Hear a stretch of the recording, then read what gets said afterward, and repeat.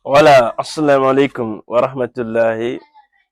Yon jarna yon hiwra dole mo be kala ka tolori o haray min hiwri ke men salmini o. Yo haray ko hikkiti ɗon haray ko Ustaz Mahinka Ngesa e ɓe holliriɗo wondema hiɓe faala laamade leydi lagine. Haray yo Allah newnamɓe ye ko façon mom men faala ko façon mom men faala parce que ko ndu waɗi harako susuɓe quoi en fait harako susuɓe hara wonti haala e gonga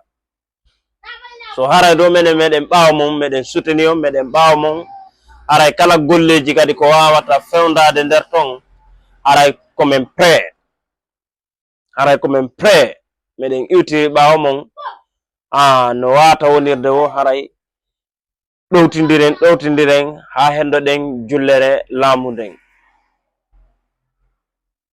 parce que on ti wayri wadde vidéo kono mi tawi ɗum ɗo walani kelanka ɓernde ha tawmi obligatoire ko be mi waɗana on vidéo onon Ustaz Mahinka Ngesa haray do wondema menen sukaɓen haray menen sukaɓe meɗen ɓaawo mon par ce que ko suka yadata quoi haray meɗen ɓaawo mon hande meɗen e ɓaawo mon jango haray toujours kadi koye waɗu kisan régulen piiji ɗin ko duwa régulede kon fop régulen ɗum ɗon fuɗɗoɗen golle ɗen haray toujours do meɗen e ɓaawo mon Ustaz meɗen waɗi on big up jullere laamu nden ko nden faala ɗen joni e horele kadi en hendoto nde affaire connexion ɗum wona free affaire connexion o wona free haray toujours meɗen weltani on meɗen jarni on haray do koyen ɓurti wakkilade fi hendagol ko faala ɗen kon voilà hari on ti wayri wadde vidéo quoi mais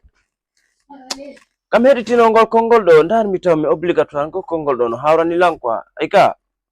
haray toujours do meɗen iwtiri ɓaawa mon haray ko forman empathie on kisan ko ɓuuri yawude formane empathie on kippen golle ɗen fuɗɗoɗen golle ɗen on laamoto ma laamo ɗon ɗon haray meɗen waɗi on big up quoi haray toujours min arta kadi e sayiji ko mi waɗa vidéo ji fi waɗugo sensibilisation fi haalangol jama on ko homɓe woni Ustaz Bari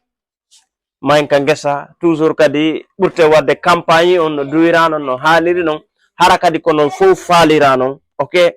hara kono fof faalira non kadi ndaren reweteɗen fop ndaren ko honno waweten hendade julle laamu nden haray salute are a bad boy.